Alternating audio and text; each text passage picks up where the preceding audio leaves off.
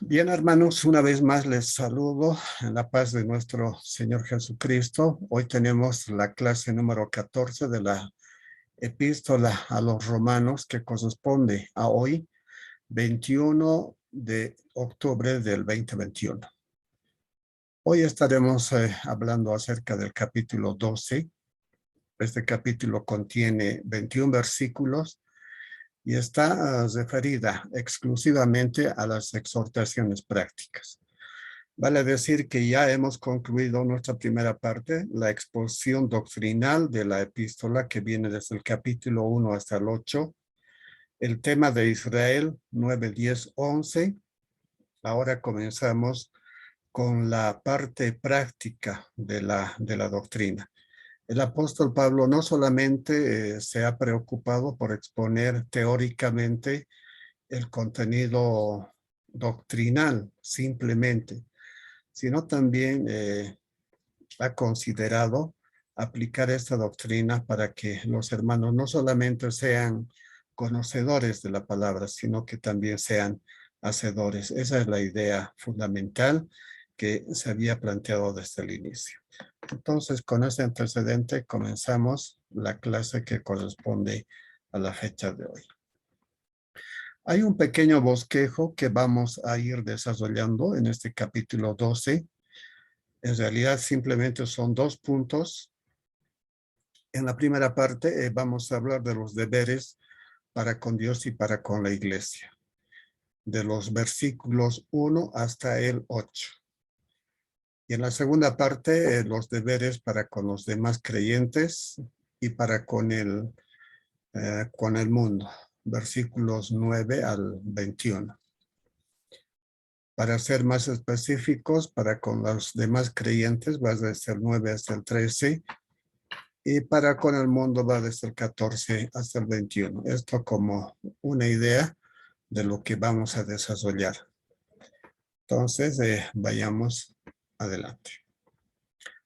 Bien, ya habíamos visto la epístola a los romanos, ya habíamos visto la parte doctrinal, la importancia de la parte doctrinal que explica el carácter del evangelio, y ahora vamos a ver lo que significa el impacto del evangelio, ¿no? Por una parte tenemos la doctrina, que es la exposición teórica del contenido del evangelio, pero a la vez también hay una parte práctica que tiene que ver con la vida. Cuando dice el apóstol, más el justo por la fe vivirá, específicamente se está refiriendo a esta parte, a la parte de la vida, y en la parte doctrinal al hecho del sacrificio de nuestro Señor Jesucristo para que nosotros podamos ser perdonados de nuestros pecados. Hay 2 paradigmas entre la doctrina y la vida. En realidad se trata de saber, que es la parte doctrinal, y la parte de la vida se trata de ser. El cristiano no solamente debe ser un cúmulo de conocimientos, sino también debe ser, es decir, debe mostrar un testimonio de lo que sabe, del conocimiento, de la revelación que ha recibido de nuestro Señor Jesucristo. Hay 2 implicancias en este aspecto. Primero es la vida en Cristo, es decir, que el creyente nacido de nuevo, que ha tenido contacto con el evangelio, que ha conocido la doctrina de nuestro Señor Jesucristo, la doctrina del evangelio, y a la vez que vive ese evangelio, entonces tiene una implicancia concreta. Primero, una vida en Cristo, es decir, que el creyente ya no vive para el mundo. En realidad, ya no vive en el mundo. En fe, ya vive en el cuerpo de Cristo. Esa es su característica, esa es su identidad. Ahora, en lo que se refiere a su vida relacional, ya no está caracterizado por la vida egocéntrica, sino que esta vida está proyectada específicamente a la vida en amor. Entonces, 2 cosas importantes que debe considerar al creyente nacido de nuevo? Primero, no olvidar que vive en Cristo, que forma parte del cuerpo de Cristo. Y en el cuerpo de Cristo no es un ser humano aislado, individual, sino que desarrolla su vida mismo en una comunidad, en la comunidad de la iglesia, y esta relación en esa comunidad es una vida en amor. Las dos características principales que debe tener en la vida práctica el creyente. Muy bien, asimismo, Romanos 12 nos va a hablar específicamente de lo que son las vidas transformadas. No solamente es el nuevo nacimiento, sino de lo que se trata es de adecuarnos a la nueva esfera de vida en Cristo. Por lo mismo, debe haber un resultado de esta relación que hemos establecido con Dios. Consecuentemente, debe haber un testimonio vivo que consiste en que el cristiano debe presentar vidas transformadas. En el versículo 1 del capítulo 12, nos habla específicamente de la siguiente forma. Así que, hermanos, os ruego por las misericordias de Dios que presentéis vuestros cuerpos en sacrificio vivo, santo, agradable a Dios, que es vuestro culto racional. La primera característica de este versículo está hablando de las misericordias de Dios.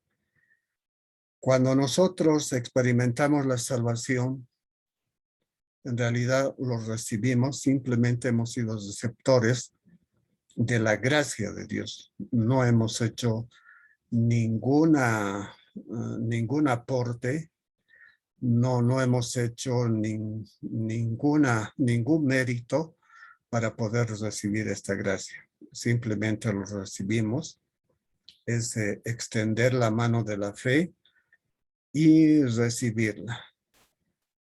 Y no solamente se trata de eso, sino que también el Señor, al extender su misericordia, ha sacrificado a su unigénito Hijo. Es decir, que no le importó mucho sacrificar esto, pero por ser condescendiente con nosotros, porque estábamos en una situación de pecado de la cual no podíamos salir. Estábamos condenados al pecado y además estábamos bajo la ira de Dios. Consecuentemente, como receptores de esta misericordia de Dios, la respuesta del creyente, o sea, la ética del creyente ya en este caso, tendría que ser el de presentar nuestros cuerpos en sacrificio vivo y agradable a Dios. Nuestros cuerpos significan todos los miembros. No estamos hablando específicamente del cuerpo físico, sino estamos haciendo referencia a nuestro intelecto, a nuestro sentir y a nuestro decidir. En realidad, una entrega debe ser total. Es decir, la vida entera es el momento de comenzar a andar en vida nueva. Y esta entrega total precisamente es lo que marca nuestro culto racional, es decir, la entrega total, el compromiso, el hecho de que nuestras vidas estén plenamente consagradas a Dios. Y esto es lo que en realidad explica lo que significaría una adoración de carácter espiritual. En Colosenses 2:6 también nos hace referencia a esto de que debemos andar en el espíritu. Cuando estábamos lejos de la vida en Cristo, cuando estábamos fuera del cuerpo de Cristo, cuando estábamos perdidos en nuestros delitos y pecados, había otra identidad. Casi nuestra humanidad estaba enfocada a nuestro ego, Es decir, estábamos enfocados en obtener fama, honor, posición, que es la característica de todo hombre que vive fuera de la gracia. Pero al estar en Cristo, ya habíamos visto al inicio de que no solamente debemos vivir en el cuerpo de Cristo, sino también que debemos aprender a reflejar el amor. Y el amor precisamente es una antítesis de lo que es la fama, el honor y la posición, porque estos tres elementos buscan beneficiar a sí mismos, sino que nosotros ya en Cristo estamos puestos para servir la causa del Evangelio. Esta referencia tiene una línea de paralelo en Mateo 16:24, en Lucas 14:33, en Gálatas 5:24 y en Filipenses 3:8. Todos estos pasajes hacen referencia a que la actitud del creyente debe ser el de servir al prójimo. Es la negación de la vida en sí mismo. Por ello es que el paradigma principal es que el justo por la fe vivirá. Ya no vivimos para nosotros, sino vivimos para los demás, vivimos para servir. En el versículo 2 viene una consecuencia de esta declaración ética. ¿Qué pasa cuando la ética se debilita? Cuando la ética se debilita, se desintegra la moralidad del hombre. En un ejemplo podemos decir, si a alguien en este momento le dice ladrón, con seguridad se va a enojar, va a presentar una queja o puede presentar una demanda de difamación o de calumnia. En realidad ahí está formando, digamos, una reserva moral en su vida de que él no es ladrón. Entonces, pero si le dicen, obviamente se va a quejar ante la autoridad correspondiente. Su moralidad todavía está íntegra porque no es. Pero ¿qué ocurre si realmente es? Entonces, su ética se debilita, le dicen ladrón, pero si realmente es, entonces su moralidad va desintegrándose progresivamente. Eso ocurre con muchas cosas. A veces uno es negligente en el trabajo. Le dicen negligente, en un principio se molesta, pero si realmente es negligente, su ética se debilita y su moralidad interna, porque ya admite que es negligente, se desintegra. Eso es lo que pasa con el hombre del mundo. En cambio, el hombre en Cristo progresivamente va mejorando su calidad humana, progresivamente va mejorando su carácter, porque el objetivo de la ética tiene que ver también con el carácter. Entonces, esa parte de la epístola nos ayuda a cómo debe ser la conducta del creyente. Por lo mismo, nos ha enunciado en un principio que la primera idea es que estamos en Cristo y la segunda idea es que debemos andar en amor. Y por ello, la demanda ética es que no nos conformemos a este siglo. No os conforméis a este siglo, sino transformaos por medio de la renovación de vuestro entendimiento. La influencia del mundo siempre es permanente, pero el desafío del creyente es que debe superar esta etapa con la renovación de su entendimiento para encontrar la buena voluntad de Dios, que es agradable y perfecta. Aquí hay tres verdades que tenemos que identificarlas. El primero es que debemos tener un cuerpo entregado a Cristo, sin reservas. A veces solamente entregamos una parte de nuestra humanidad, porque con la mente seguimos recordando todavía el pecado. Entonces debe haber un momento en que hay que hacer una entrega total. O a veces guardamos también un sentimiento pasado y ahí está todavía floreciendo en sentido negativo, en sentido de pecado. Entonces la entrega debe ser siempre total. Una vida separada, estamos hablando de la consagración. El creyente está consagrado para el servicio de Dios, para el servicio de Cristo, para el servicio también de la iglesia.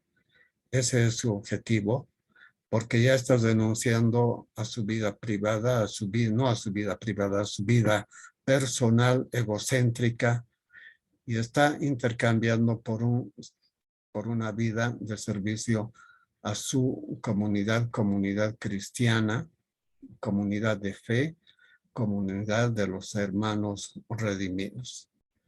A la vez también una mente transformada que progresivamente vaya cambiando, vaya rechazando, vaya seleccionando las ideas negativas para rechazarlas e ir asimilando los nuevos paradigmas de vida que están reveladas en la santa palabra de Dios. Esto permite como resultado el conocimiento de la voluntad de Dios. Solamente así vamos a poder interpretar lo que es la voluntad de Dios. En tanto que todavía estemos andando en el paradigma del mundo, difícilmente vamos a llegar a conocer la voluntad de Dios porque va a haber un conflicto, no va a haber complementariedad, no va a haber una relación íntima con Dios, porque todavía estaríamos mirando hacia lo que está en el mundo, hacia lo que atrae el mundo. Y por ello es que solamente en esa línea vamos a poder entender la voluntad de Dios, vamos a poder entender que esta voluntad es buena, agradable y perfecta. Entonces tenemos una vida separada del mundo y su sistema, pero también estamos comenzando a tener mentes transformadas. Entonces, esa es la idea de la ética del apóstol Pablo, presentar nuestros cuerpos en sacrificio vivo. La segunda cosa, llevar una vida consagrada a Dios. Y la tercera cosa, progresivamente ir cambiando nuestros pensamientos. Renunciar a los deseos del mundo para vivir una vida de relación con Dios, una vida acorde a la voluntad de Dios. Esta renovación y este entendimiento en realidad es un cambio que consiste en regenerar, transformar, ampliar la comprensión y el conocimiento pleno de Dios. Porque ya tenemos un conocimiento previo, el conocimiento del mundo, que es atractivo a la carne. Pero naciendo de nuevo, estamos viviendo en otra esfera, en la esfera espiritual, y estamos viviendo en el poder del Espíritu Santo, que tiene la capacidad de vencer al pecado, y por lo mismo debemos tener también la habilidad, la destreza de poder obedecer a lo que nos dice la palabra y a la guía del Espíritu Santo. En la renovación o transformación deben haber 3 cambios drásticos. Esto es importante. ¿Cómo vamos a comenzar este proceso de transformación de la vida carnal a la vida espiritual? Siguiendo estos paradigmas. Una mirada hacia Dios, que no debe cambiar. De la misma forma, debemos aprender a mirar a nuestro prójimo. Y por último, no debemos tampoco olvidarnos de nosotros mismos, porque al igual que los demás también tenemos necesidades y por lo mismo estas necesidades deben ser satisfechas, pero con la visión siempre de que estamos bajo el poder de Dios, bajo la mirada de Dios, y consecuentemente este cambio tiene que andar en esa línea.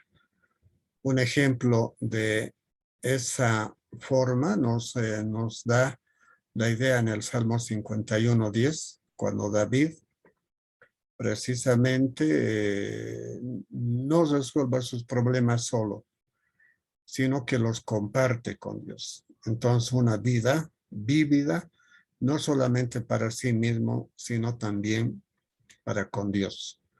En 2 Corintios 5:17 y en Efesios 4:24, de la misma forma nos llevan a esta línea de pensamiento, de que el hombre, para ser transformado, necesariamente no debe descuidar su relación con Dios.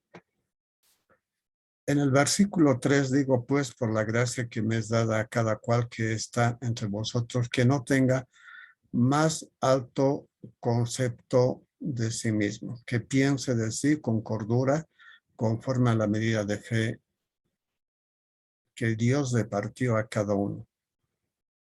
El fundamento de este pasaje tiene que ver específicamente con el uso de los dones que Dios ha provisto para cada creyente.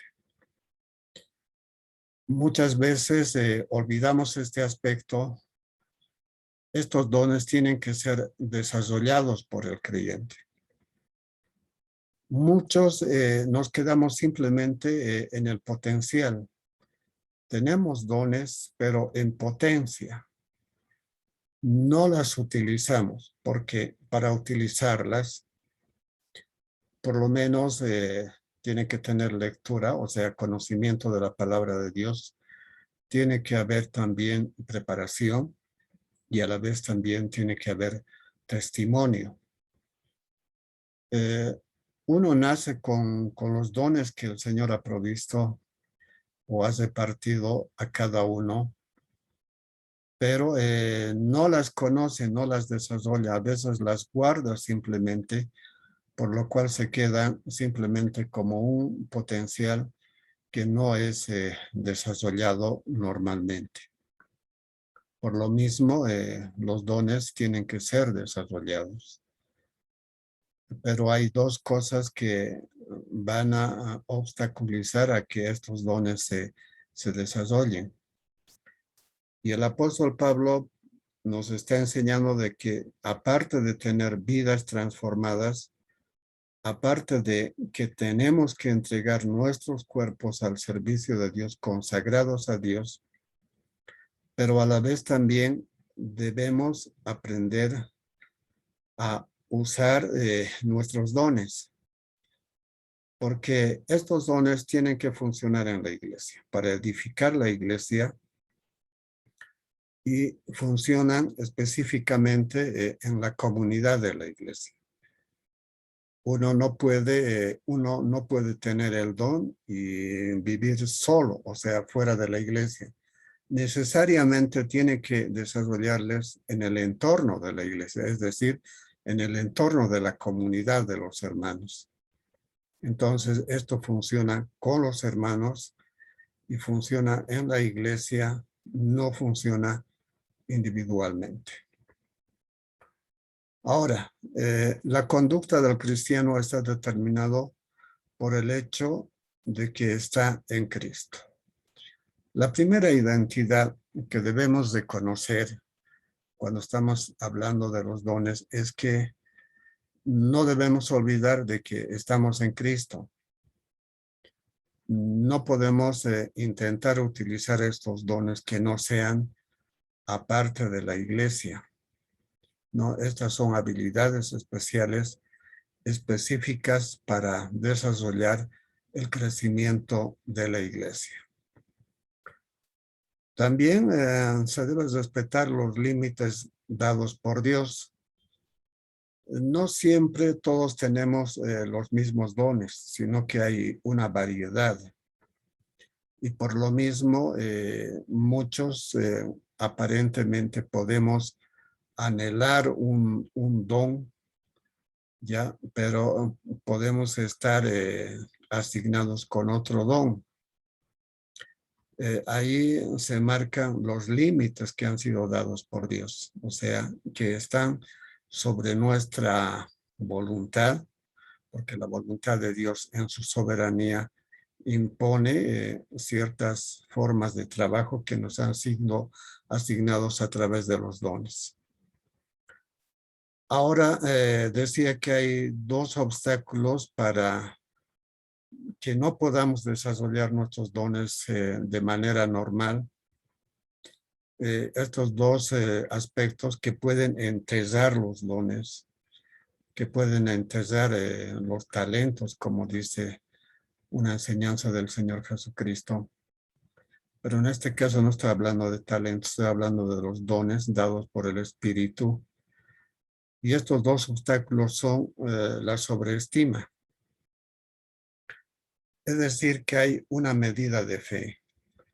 La medida de fe es como un contenedor en la cual está depositada el don. Entonces, esos son los límites. Ahora, el que se sobreestima quiere superar esa asignación dada por el Espíritu, o sea, esa medida de fe. O sea, piensa que es mejor que los demás, sabiendo de que en la iglesia nadie es mejor que los demás. En la iglesia todos somos iguales, no hay espacios de jerarquía entre los dones. Por ejemplo, el pastor o el hermano que ora simplemente, o el que hace simplemente misericordia y no predica, no es superior a los demás. Todos forman parte de una unidad. Esa unidad es el cuerpo de Cristo. Y este cuerpo de Cristo es un organismo vivo. Y los creyentes forman parte de esta unidad. O sea, si este cuerpo funciona con el aporte, con el trabajo de cada uno, ¿no? Con el don que le ha sido asignado. Entonces, tiene una función específica. Por lo tanto, la sobreestima no existe, simplemente es una ficción que crece dentro de nosotros. Sobreestima es igual a orgullo y la baja autoestima es lo mismo que depresión. Hay algunos hermanos que tienen, por ejemplo, el don de evangelizar o el don de predicar. Y si tienen que predicar, obviamente tienen que prepararse, tienen que tener mucha lectura. Y él mismo dice, no voy a poder desarrollar. Entonces, ¿qué está haciendo con esta actitud? Simplemente está postergando, está enterrando la capacidad que Dios le ha dado para servir en la iglesia. Estos dos peligros, sobreestimarse o actuar con baja autoestima, perjudica el desarrollo de los dones. Ahora, estos dos factores tienen su base o raíz en el entendimiento del amor de Dios, que dan como producto la sobreestima, que es la negación de los dones de Dios en el ministerio. El que se sobreestima casi siempre actúa con un pensamiento de autosuficiencia o con un pensamiento de ser indispensable. En el ministerio nadie es indispensable. En cambio, la baja autoestima es una negación del don de Dios que nos ha sido asignado, porque primero está poniendo su estima en lo que él piensa que podría hacer o que no podría hacer. Por lo mismo, no está confiando en fe en la medida del don que Dios le ha asignado. Entonces, eso en cierta forma también perjudica el desarrollo de los dones. La medida de fe es la aceptación en humildad de lo que Dios nos ha dado. Eso es lo más fundamental y lo más esencial para sobrellevar esta parte de la sobreestima y de la baja autoestima. La medida de fe nos va a ayudar a aceptar humildemente lo que Dios nos ha dado, porque vivir en la comunidad de Dios es negarnos a nosotros mismos lo que habíamos visto. Había algunos factores que nos hacen diferentes: fama, honor, posición. Eso buscamos en lo humano, pero en la iglesia simplemente está el servir a los demás. Ya no hay esos tres factores enunciados. Los dones espirituales son un carisma, es un regalo inmerecido, es una dádiva de Dios. Y a partir de aquí, desde el versículo 4 hasta el 8, vamos a ir desarrollando estos aspectos. El cristiano es parte del cuerpo de Cristo y este conglomerado de creyentes es a lo que llamamos iglesia. Por lo mismo, el creyente no debe pretenderle serlo todo. Todos tenemos una asignación, todos tenemos una tarea pendiente para hacer dentro de este cuerpo que es el cuerpo de Cristo. No olvidemos que el cuerpo de Cristo no es simplemente una agrupación, sino que es un organismo de carácter vivo. Aquí es donde el creyente desarrolla primero su carácter y después su trabajo. Si no logra superar su carácter cuando nos dice que tenemos que renovar nuestro entendimiento, que debemos presentar nuestros cuerpos en sacrificio vivo, el carácter todavía va a estar con tendencia a mirar las cosas del mundo. Para ingresar a lo que es un trabajo conforme a la voluntad de Dios, primero debemos madurar en lo que es el carácter. ¿Y de qué manera vamos a madurar? Ya lo dijimos, con la lectura de la palabra, con el testimonio y también con el conocimiento de Dios. Los dones se puede conceptuar a los dones como la habilidad dada por el Espíritu Santo. Esto es por gracia para edificar a la iglesia. En la iglesia hay diversas necesidades. Necesitamos de maestros, necesitamos del pastor, del que sirve, del que ora, del que hace misericordia, etcétera, etcétera. Entonces, estas necesidades tienen que ser cubiertas por los hermanos que están en la iglesia. Todos somos llamados a constituir una unidad, aunque no cumplimos las mismas operaciones. Es decir, si bien es el conglomerado de creyentes, pero a la vez también es una variedad, es una diversidad, porque hay diferentes dones asignados. Pero no obstante, como se trata de un cuerpo, de un organismo vivo, este cuerpo funciona con la participación de todos. Por lo mismo, cada miembro debe contribuir con su capacidad conforme a su don, que es la medida de fe que le ha sido asignada. Nadie es autosuficiente para hacerlo todo.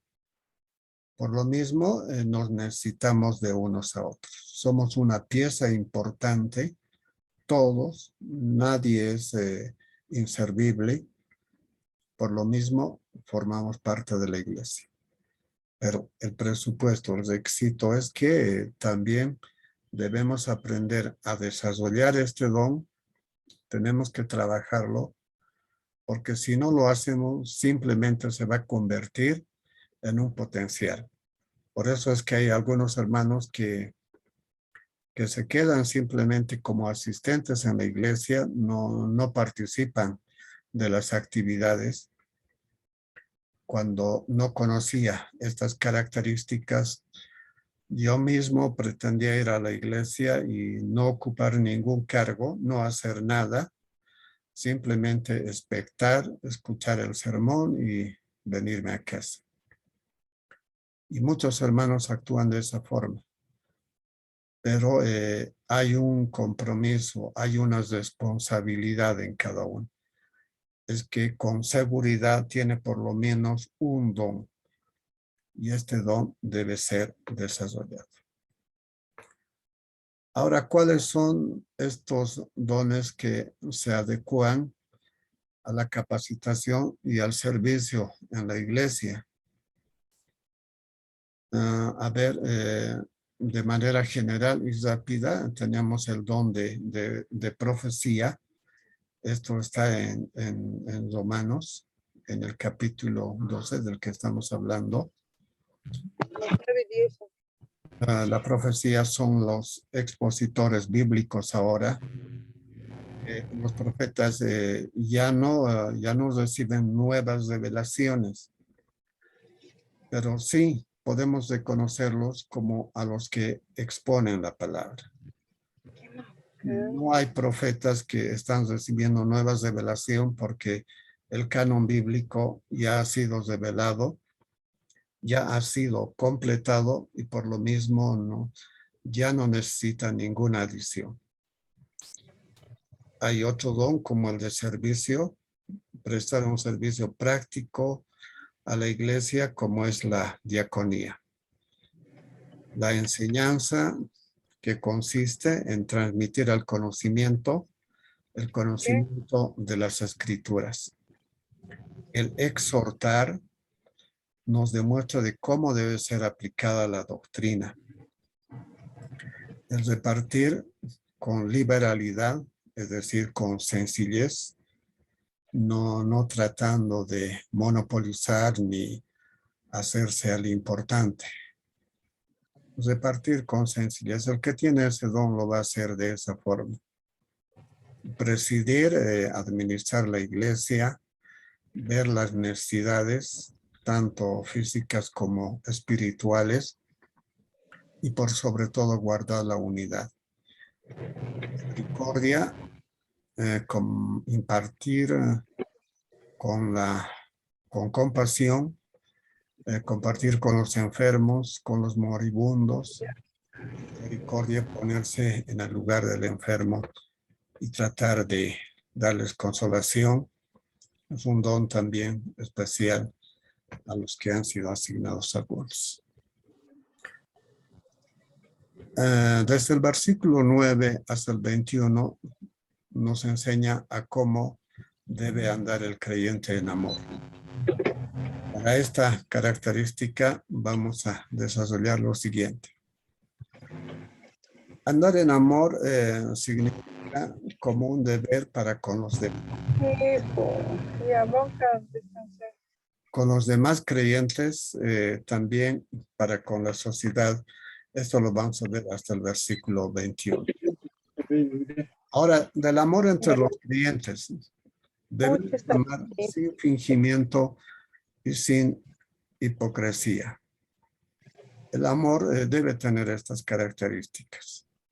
Muchas veces cuando se habla del amor entre los hermanos principalmente, hay algunos que se empoderan con mucha fuerza y lo que hacen es revestir el palo con amor.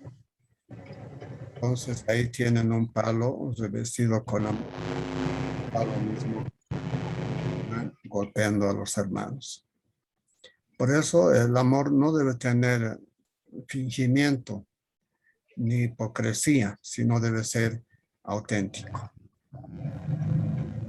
Debemos seguir tras la bondad, de lo contrario a la bondad, aborrecer lo malo y amar lo bueno. Debemos cultivar el amor fraternal, es decir, el amor entre los hermanos, el cuidado que debemos tener entre los hermanos. No debe haber acepción de personas, porque en la iglesia todos persiguen el amor de Dios. Precisamente por esta cosa es que nos constituimos en hijos de Dios. Debemos ser diferentes a los demás, buscar el bienestar. Eso hay que ordenar porque en uno hay otro, en uno hay otro, entonces no está.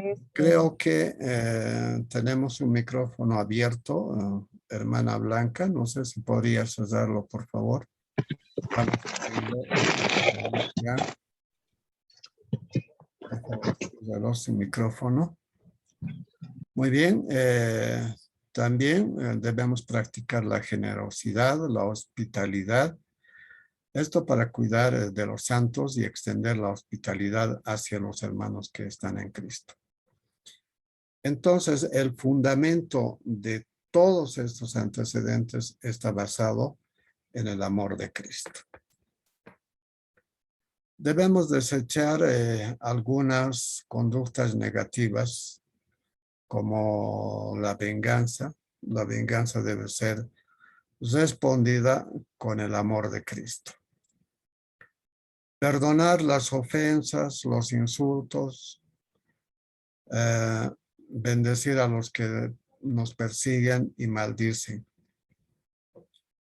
En realidad, si bien estamos en la esfera de Cristo, ya estamos viviendo en el cuerpo de Cristo, pero a la vez todavía también estamos en el mundo, transitoriamente. Pero somos la antítesis del mundo. Por lo mismo, nuestra conducta, nuestra forma de hablar, siempre va a ser una contradicción. Y por lo mismo vamos a ser perseguidos muchas veces. Porque ya no vamos a pensar como el mundo piensa. Y por lo mismo también no vamos a ser del agrado de los demás. Por eso el mundo va a generar persecución y también vamos a ser objetos de maldición. Pero ¿cuál debe ser la respuesta del creyente? Perdonar ofensas, perdonar insultos y bendecir al enemigo. Orar también por nuestros enemigos, que es otro de los requisitos que nos recomienda la epístola. Compartir las tristezas y alegrías de otros, llorar con los que lloran, regocijarse con los que se regocijan. Quizás es la parte más difícil. Llorar con los que lloran resulta ser una conducta fácil. Uno va a un velorio, todos están llorando, entonces podemos llorar. Pero regocijarse con los que se regocijan es la parte más difícil.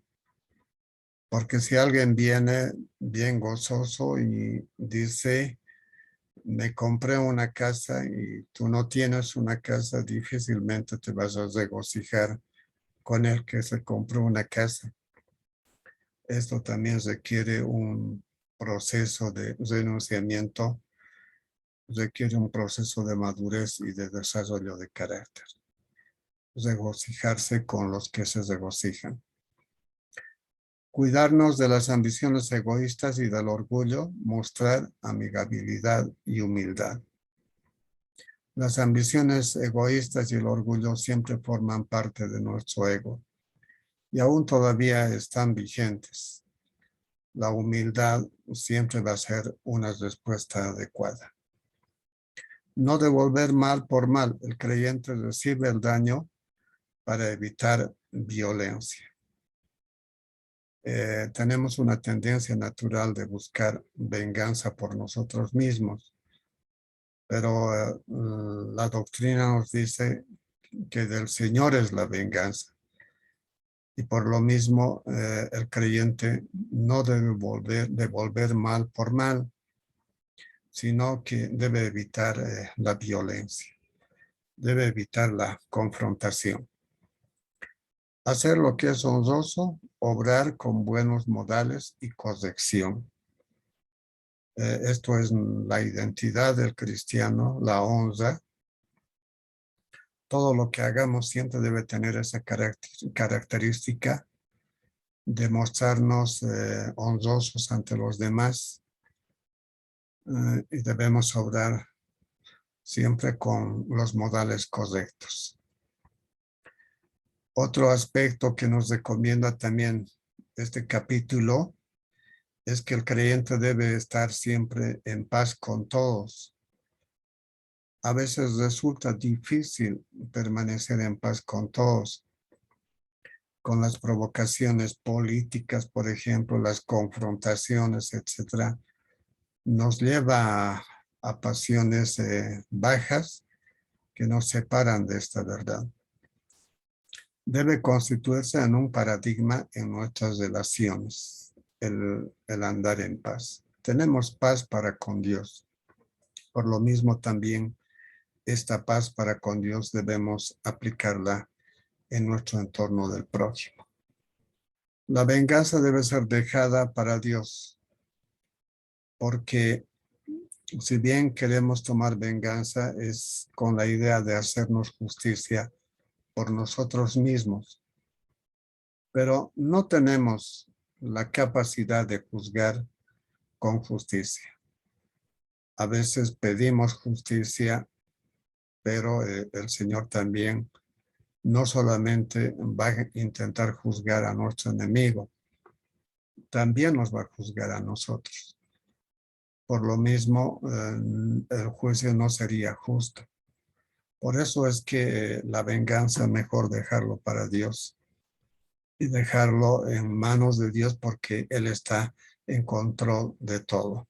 Por lo cual el creyente debe dejar el enojo y Dios se ocupa de nuestros intereses. Vencer con el bien el mal, las respuestas apacibles vencen la crítica.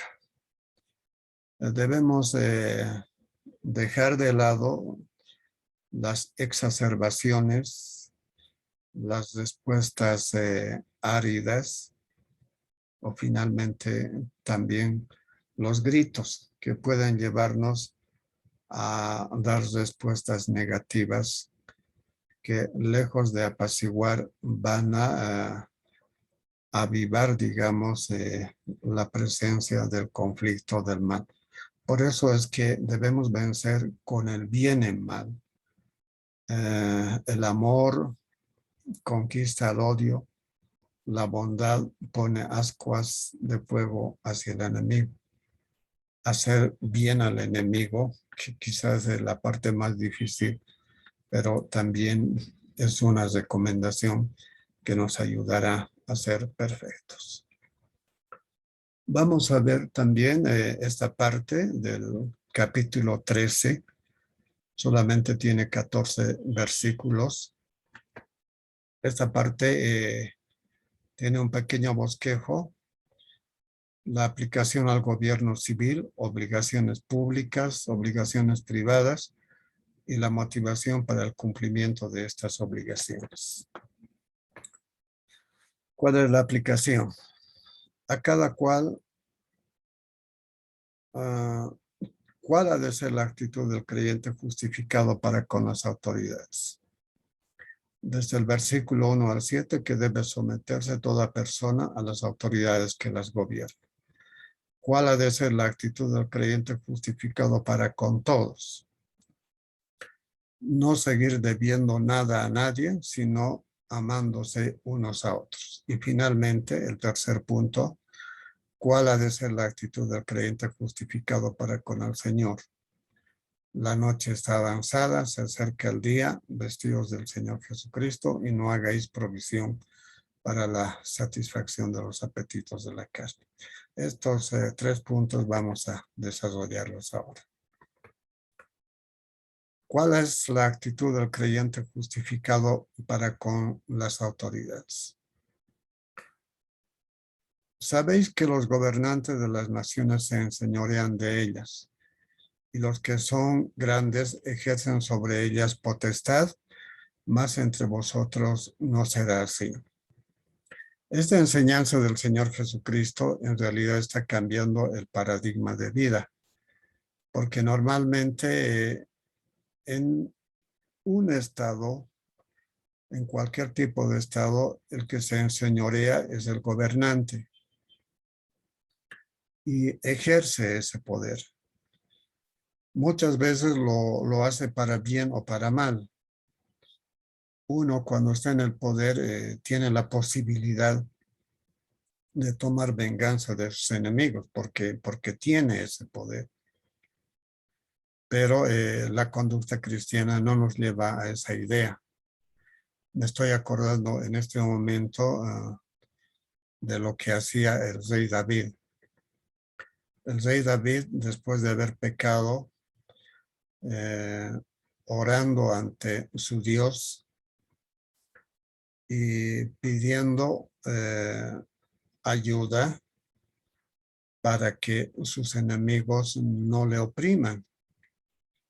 Ahora yo me preguntaba si él tenía el poder porque ya era rey, podía utilizar esa autoridad y ese poder para poder eliminar físicamente a sus enemigos. Pero él no lo hizo de esa manera. Él puso de lado el poder que le había asignado a Dios y estaba orando a Dios para que él obre con justicia. Estaba aplicando lo que habíamos visto anteriormente, que no debemos tomar venganza por propia cuenta.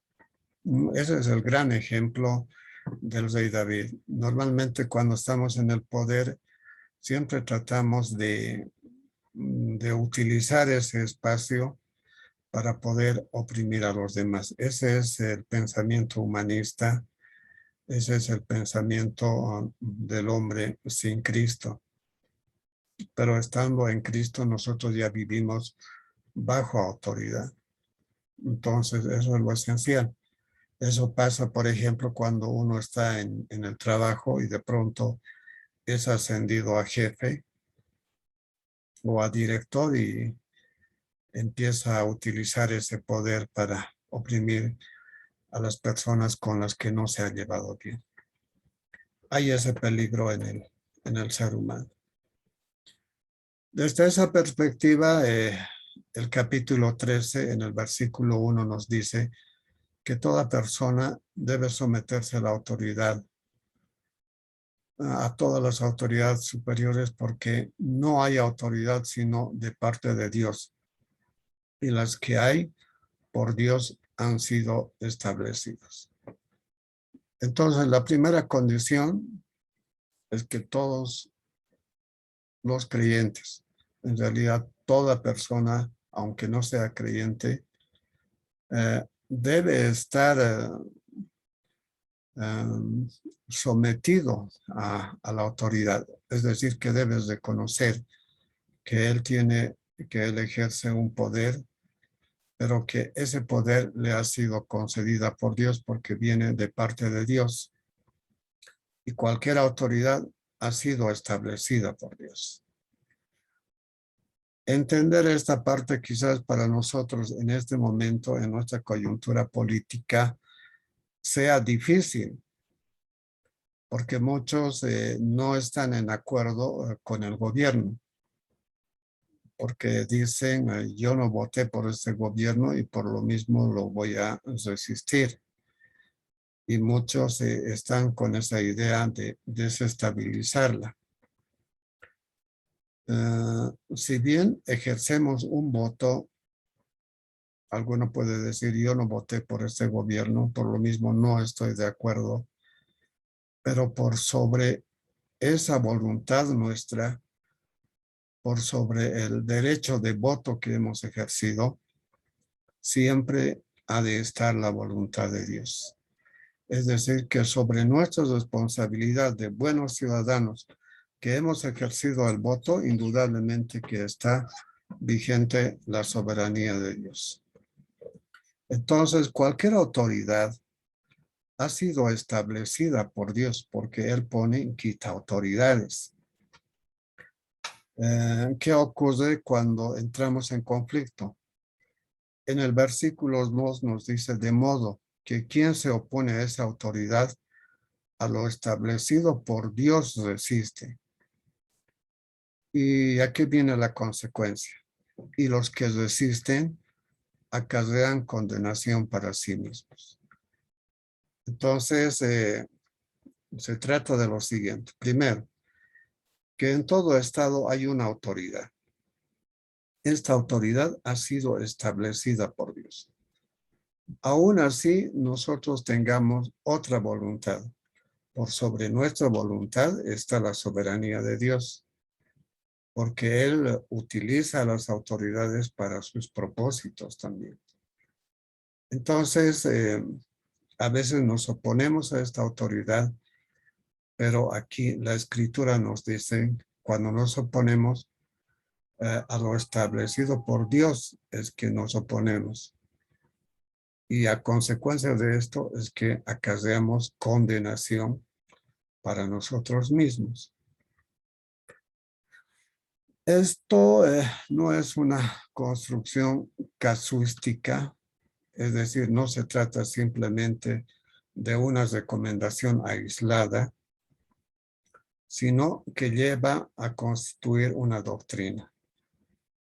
En realidad estamos hablando de la doctrina del creyente en la relación con las autoridades. Las autoridades han sido establecidas por Dios. Por lo mismo, no se trata simplemente de algunas recomendaciones aisladas. Tiene carácter de doctrina estos dos versículos en lo que el creyente debe entender en su relación con las autoridades. Algunos comentaristas lo consideran que estos dos versículos casi se constituye como un mandamiento. Entonces, todo esto casi está expuesto en el Nuevo Testamento. Es compatible con las enseñanzas del Señor Jesucristo en los evangelios. Así también vamos a citar 3 versículos, 1 Timoteo 2, 1 y 2, donde nos hace referencia de que las autoridades están ahí puestas para que vivamos en piedad y en honestidad. En Tito 3:1, que debemos someternos a toda autoridad. Y en 1 Pedro 2, versículos 3 al 17, que debemos honrar a las autoridades. Entonces hay, digamos, hay una hilación de pensamiento en este sentido de que la autoridad por Dios puesta debe ser respetada. Más bien que nosotros tenemos todavía el derecho de elegir. Seguramente va a pasar un tiempo y vamos a elegir otro gobernante. Nos da esa posibilidad. En su santa soberanía nos ha hecho esa concesión. Porque hay otros estados donde no eligen, simplemente tienen un rey o tienen un gobierno casi eterno, vitalicio. Entonces, ellos no tienen esa bendición. De momento, la competencia del creyente es orar por sus autoridades. Eso es lo importante. Esa es, digamos, la competencia que tiene.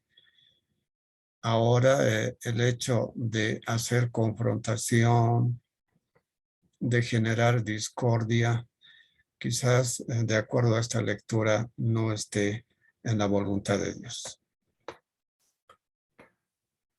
Cuando se habla de gobierno, estaba hablando de las formas de gobierno, hay gobiernos monárquicos, que es el gobierno de uno. En esos casos, por ejemplo, no hay elecciones. En cambio, nosotros en nuestro estado tenemos esa gracia del Señor, que esa concesión de que nos da todavía la oportunidad de elegir. En algunos estados no hay esa posibilidad. Igual, pero hay iglesia. Otros viven en un estado democrático, como el nuestro, que es el gobierno de todos. pero por sobre esta voluntad de todos también está la soberanía de Dios. Entonces también debemos entender esto. La aristocracia, el gobierno de unos pocos. Bueno, esa también son formas de gobierno que han establecido algunos estados. Hay 4 niveles de autoridad, pero hay solo un Dios, uno, único y gobernador soberano, es decir, que está sobre la voluntad de todos. Hay un gobierno civil sobre los ciudadanos, en la iglesia sobre todos los creyentes, en la familia los padres sobre los hijos y en el trabajo los jefes sobre los empleados.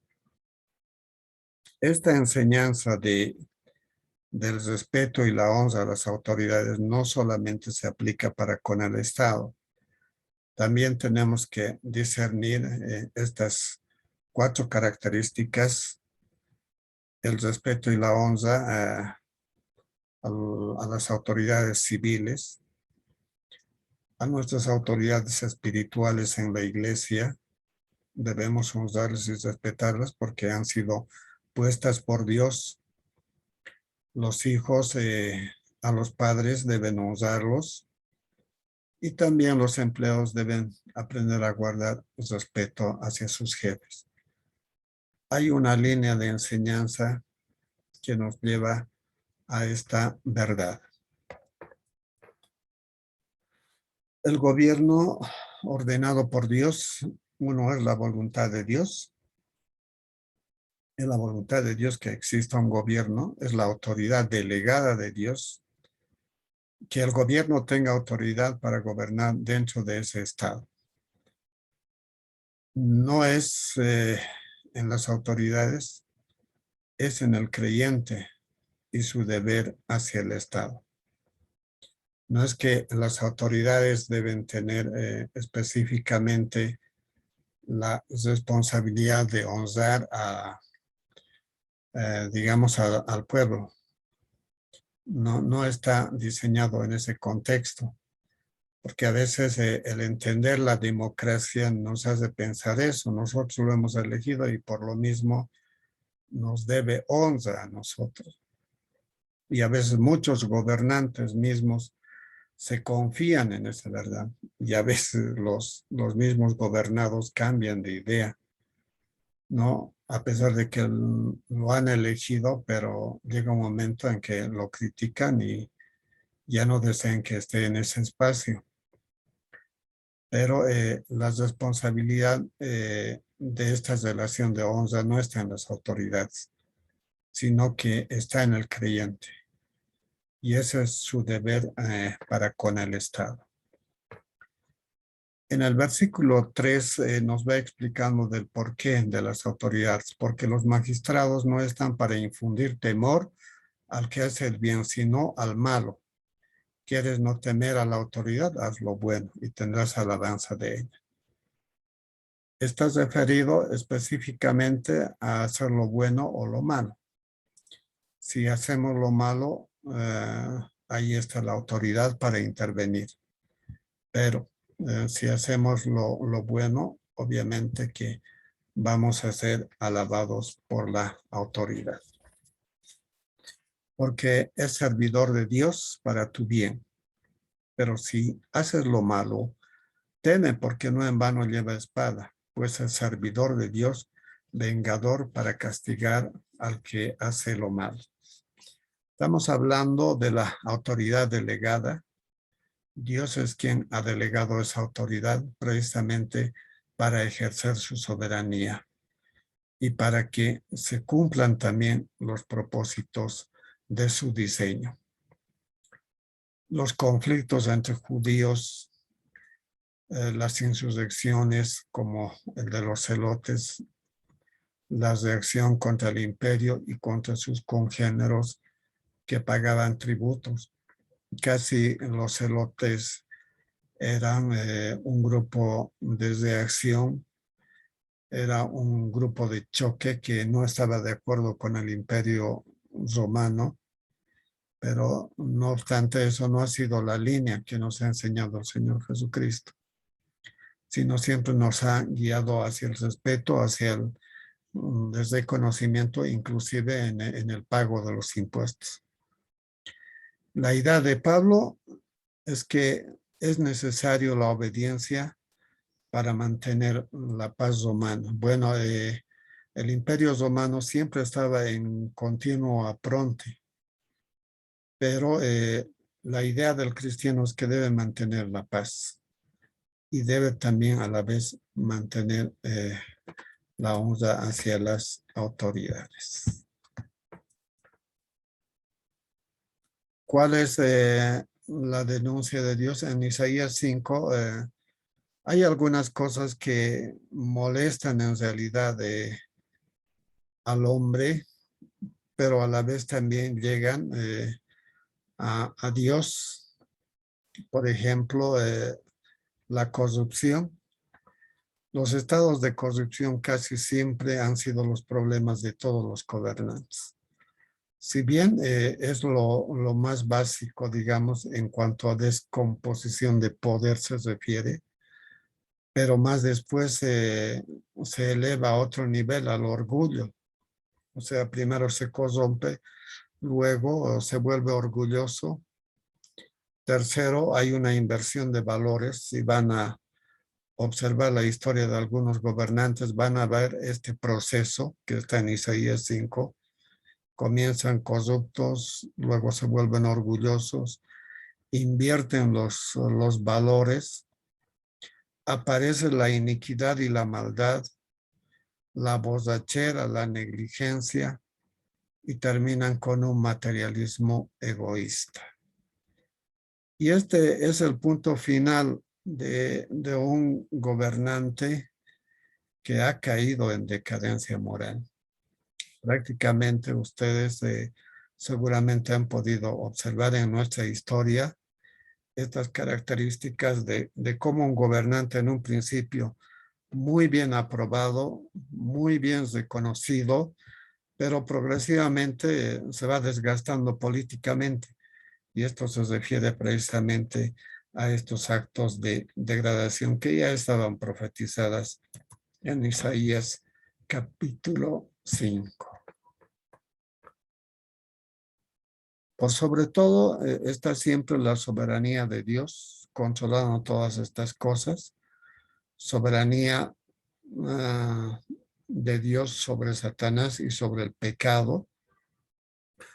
La soberanía de Dios está sobre todos los gobiernos, sobre la naturaleza y los desastres naturales, sobre las dolencias y enfermedades. En última instancia, la soberanía de Dios está sobre todo ser humano. ¿Cuál ha de ser la actitud del creyente ante la injusticia? La competencia del creyente en esta situación casi siempre está enfocada a hacer resistencia civil pacífica.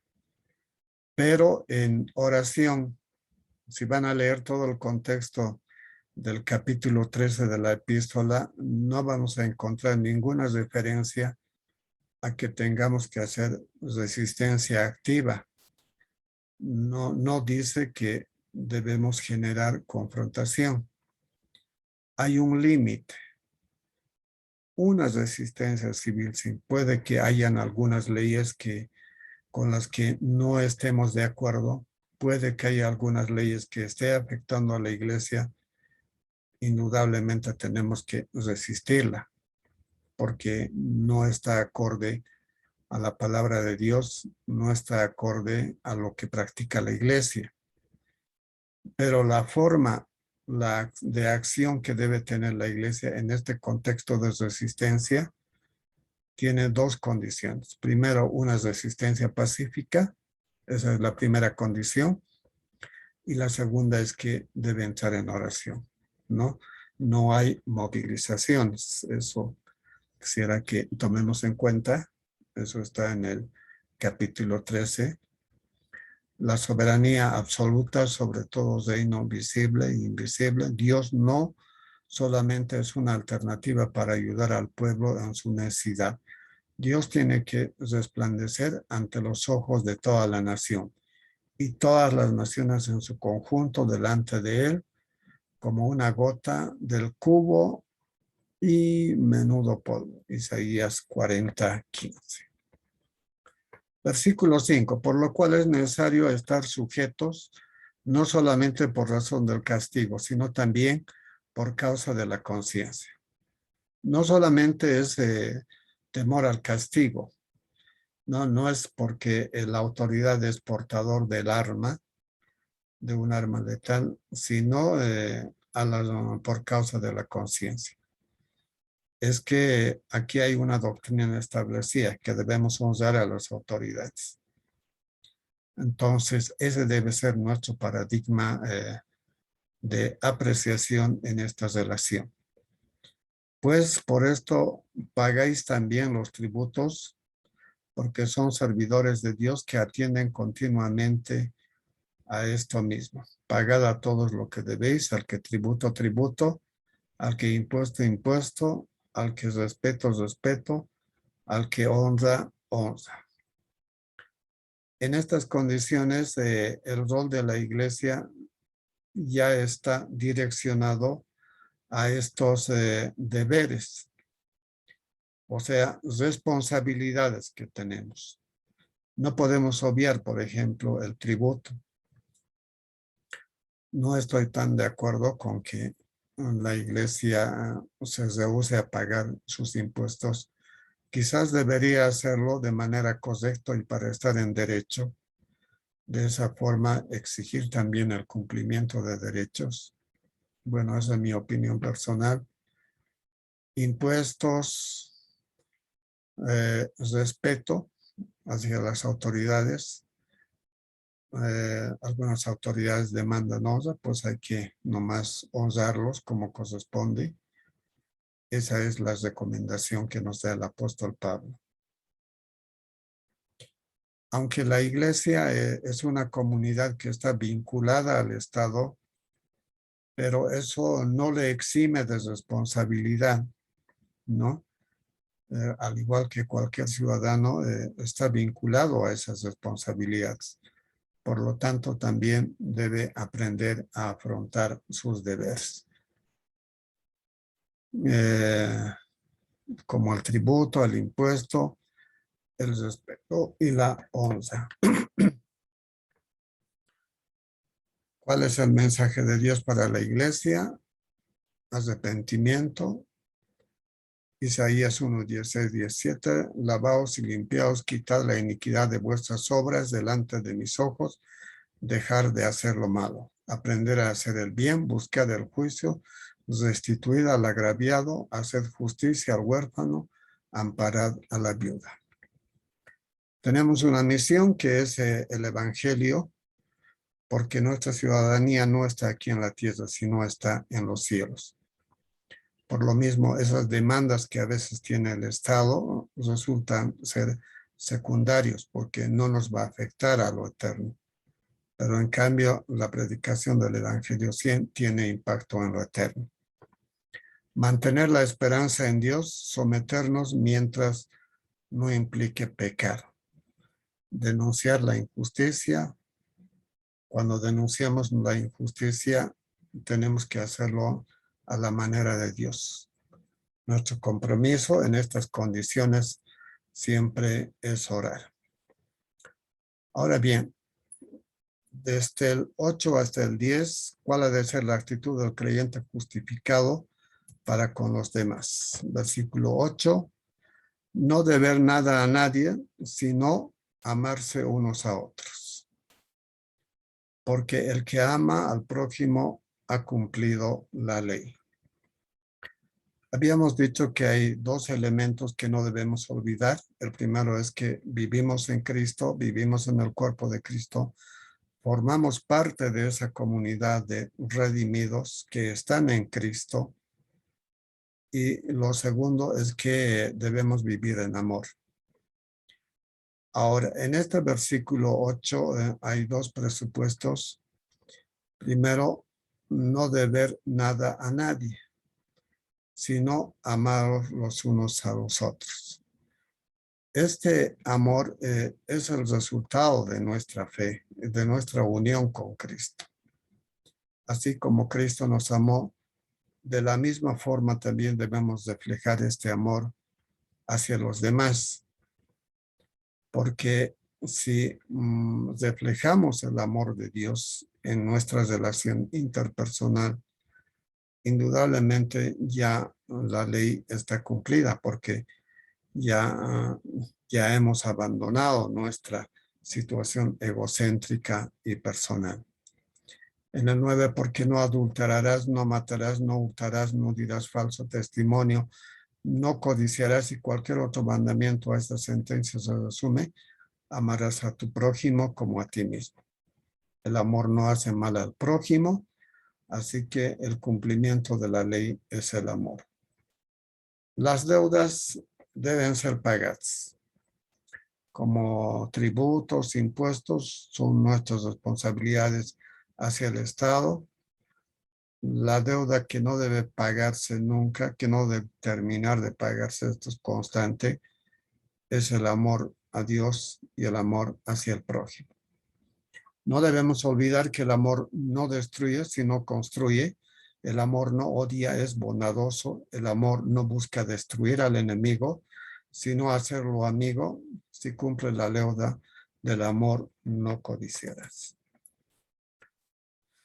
Finalmente, en los versículos 11 al 14, ¿cuál ha de ser la actitud del creyente justificado para con el Señor?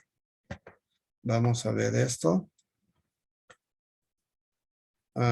Versículo 11, y esto conociendo el tiempo que ya es hora de levantarnos del sueño, porque ahora está cerca de nosotros nuestra salvación de que cuando creímos.